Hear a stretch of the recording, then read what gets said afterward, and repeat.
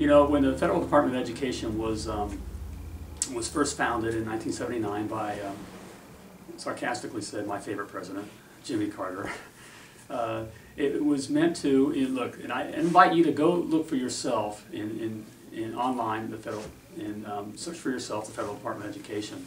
You know, their mandate in just coming into existence was to formulate federal funding programs that involve education.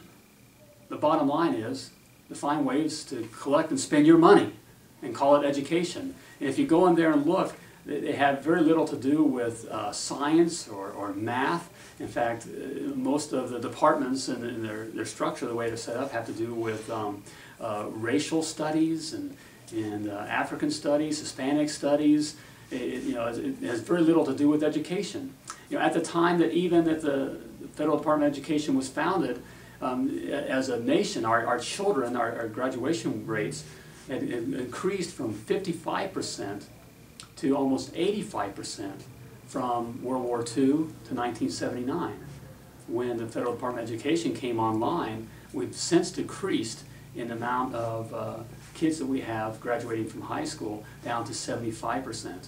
And this is with a budget that now is at $68 billion a year. $68 billion a year equates that here in America we spend more per student than anywhere else in any other country or anyone else in the world spends right here in America. Yet a perfect example is we're last in physics among industrialized nations. Last in physics, and not much better in the sciences and math area. So certainly that $68 billion is not giving us much bang for our buck.